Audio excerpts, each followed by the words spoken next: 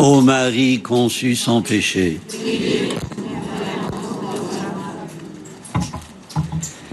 écoutez ceci, vous qui écrasez le malheureux pour anéantir les humbles. Frères et sœurs, avec quelle flamme le prophète Amos s'adresse à ceux qui exploitent les petits et attendent la fin du sabbat pour couler leurs froment en rognant sur les mesures et en augmentant les prix.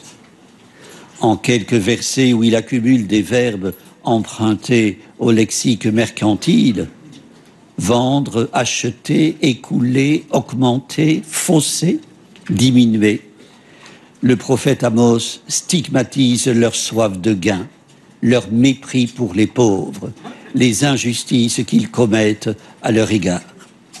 Le bouvier de Tegoa porte haut et fort la parole du Seigneur, la fait retentir comme le rugissement du lion dans le désert.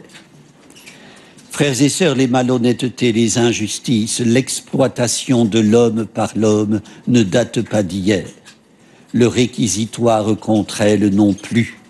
Mais hélas, l'argent continue de régner en maître et étend sa tyrannie.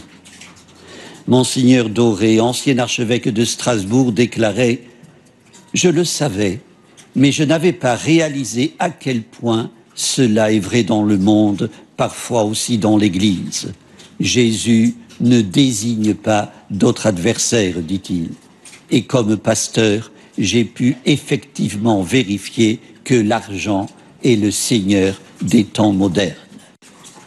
Frères et sœurs, la soif de posséder, l'avidité, la cupidité sont des formes persistantes de l'idolâtrie. Un religieux bénédictin du Moyen-Âge, Ambroise Aubert, voyait la cupidité à l'origine de tous les vices. Avant lui, saint Paul montrait du doigt l'amour démesuré de l'argent, racine de tous les maux, disait-il. Benoît XVI, de nos jours, y revient à propos de la crise économique mondiale. Citant Aubert, il invite à chasser l'illusion selon laquelle l'avoir serait la valeur suprême, alors qu'il falsifie la création du monde et détruit le monde. Frères et sœurs, se dire pieux et profiter des plus faibles, c'est une imposture. Se dire citoyen responsable et augmenter ses profits sans se soucier des conséquences, une supercherie.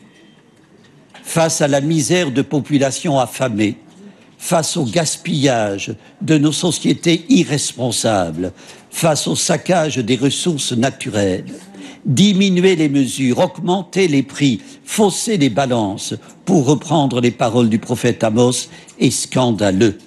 Une offense à la justice. Que dirait-il aujourd'hui?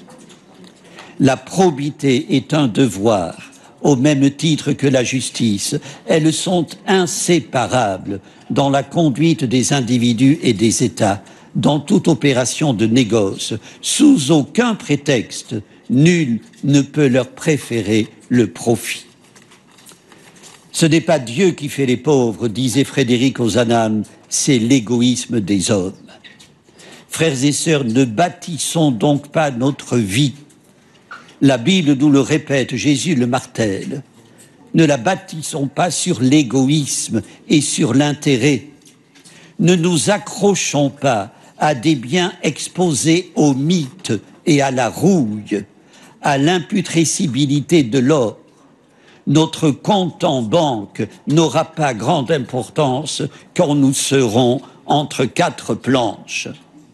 Ne nous replions pas sur notre seul souci de l'intérêt, comme les membres de la confrérie des Avachis, qu'Amos dénonce par ailleurs, les Avachis, les actuels profiteurs de notre société. Frères et sœurs, reconnaissons avec Jésus qu'on ne peut servir deux maîtres à la fois, Dieu et l'argent, Dieu et Mammon. Accumuler sans scrupule des biens, grossir ses profits, mais aussi acheter à tort et à travers, sans égard au mode de production de l'objet qu'on acquiert.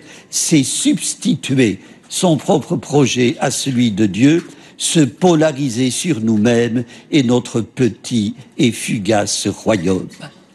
Frères et sœurs, ne réduisons pas tout à la seule dimension de l'avoir, exhorte le pape François en citant le prophète Jérémie.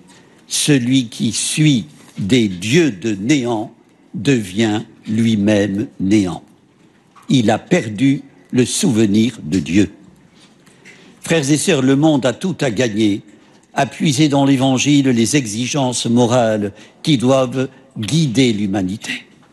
Nous-mêmes ne mettons pas de quotas à la justice et à l'équité dans nos vies de tous les jours. Ne prévariquons pas la valeur du bien commun, du prix de chaque créature. Rapprochons-nous des souffrances causées par la pauvreté, l'injustice et l'exploitation. Cherchons à y remédier sans baisser les bras.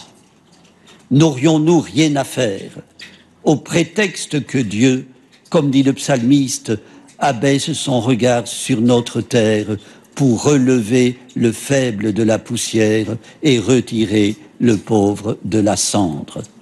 Frères et sœurs, faisons nôtre son regard d'amour et partageons.